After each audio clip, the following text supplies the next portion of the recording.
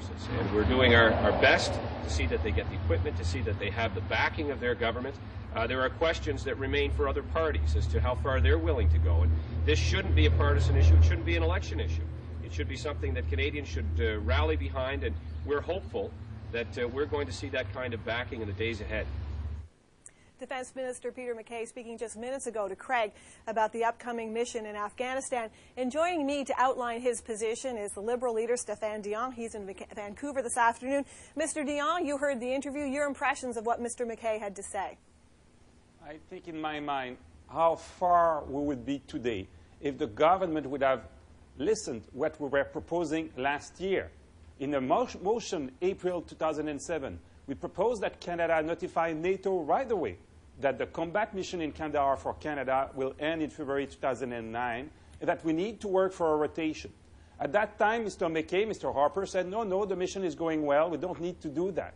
And now, a year after, they are saying, oh, you know what, the mission is not going well at all. If we don't have additional support from NATO, we will pull out. Jane, if it's true today that the mission is not going well, it was true a year ago.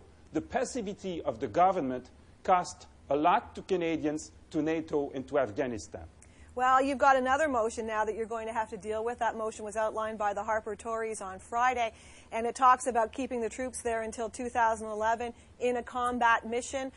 And your position is no combat mission after 2009. Is there any compromise here, Mr. Dion, or are we going to be forced into an election on this issue?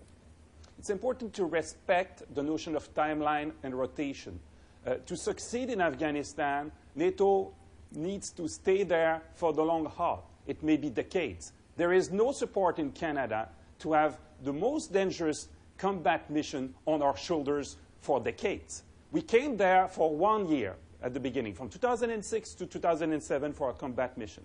After Mr. Harper decided to extend it 2 years more, until February 2009. He negotiated nothing with our allies, with the government of Afghanistan, with the neighboring countries. He said in a macho way, we'll do it. And now he realized that it's unfair for men and women in uniform. It's not something that we should carry unless we have more support from NATO. And now he's asking for a blank check to have 3 years more, because he wants to stay until the end of 2011, for a never-ending mission, because he's saying that for 2011, we'll have a review. If we have a review, it's because we want to continue. So it's something that we cannot accept, and Canadians will not accept. Canadians don't want a never-ending mission. Okay, well, what we want to do, though, is after the combat mission, February 2009, Canada, as a good partner, wants to help for the reconstruction, for development in Afghanistan, for tasks of security and training. We are ready to do that, and maybe the government will want to explore with us if there is a compatibility of our views about what may be done after February 2009. But this supposed that Mr. MacKay, Mr. Van Loan, Mr. Harper, stop to be dismissive and secretive as they have been up to now. Again, Friday, Mr. Van Loan said that the opposition was working for the Taliban. This is unacceptable. We need to have a respectful and open-minded debate. Okay, but you're saying your position doesn't make much sense, because how can you deliver development? How can you deliver aid? How can you help the Afghan people without having that security? And that means combat to me. And I think that's why Canadians are having trouble with what you're saying, because your position doesn't make any sense. No, I think Canadians understand our position. It is the rotation process. You will have a country or a set of countries that will do the combat after Canada did it during 3 years. And Canada then will be able to focus its efforts elsewhere for other tasks in Kandahar and elsewhere in Afghanistan. What are the tasks? For other tasks than combat. It makes sense. What tasks, though, it makes sense. Dion? Many countries are doing that today. Some countries are in the combat, others are focusing on other tasks for development and reconstruction. This is the way it was supposed to be. When Canada has been convinced to take this combat mission, it was for a timeline.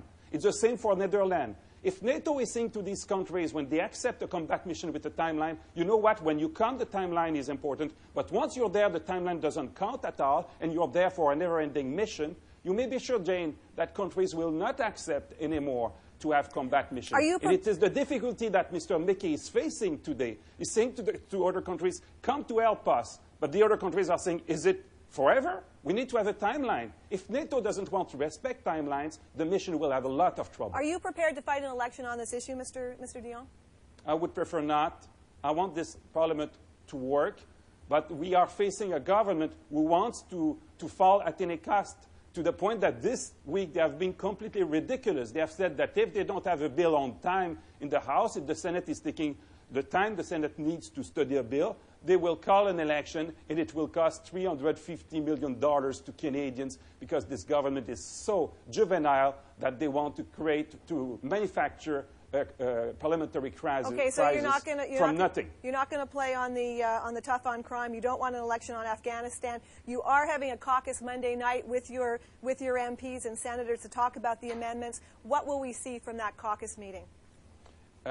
You will see that somewhere next week we will table our own amendments that will be, frankly, another motion that will be in line with what we are saying about Afghanistan. The necessity to have the rotation process, to have the timeline respected. Canada, as a good partner, has a lot to do in Afghanistan, even though it's not a combat mission, and we'll describe that in our own amendments. Are you expecting, though, that the Harper Tories will accept these? I cannot say about them what they will do. I just want to say that we have been respectful. We have been willing to work. We want this parliament working. We are not filibustering everything as this government is doing on another file, as you know, about their expenses that Election Canada is challenging. In a committee, they are filibustering everything, slow down the process. So we are a respectful opposition, responsible. We want this parliament to work. You want it to work, so you don't want an election right now? Well, it's not our priority. If this government, at any cost, want an election, there will be an election, and I'm very confident that Canadians will give us their support, because we'll have a strong plan for a richer Canada, a fairer Canada, a greener Canada that will be much better for the country than the direction this very conservative government is imposing to Canada. Don't you think the Harper government wants an election right now? They put up those 3 roadblocks for you guys, and they're just expecting you to vote them down on one of them.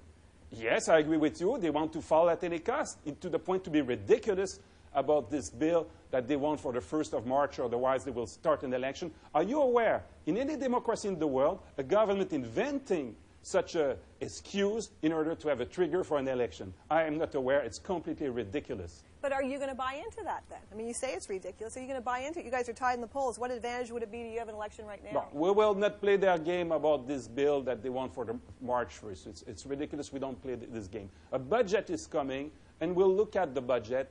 And if we conclude that the budget is unacceptable for Canadians, not putting our country in the good direction, we'll take our responsibilities. So it sounds like you would go on the budget rather than crime or Afghanistan.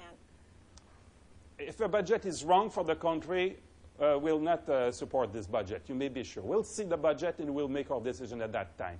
Okay, just last question, Mr. Dion. Mr. McKay said in the interview that there's going to be full disclosure when they start transferring the Afghan detainees. What do you think of that?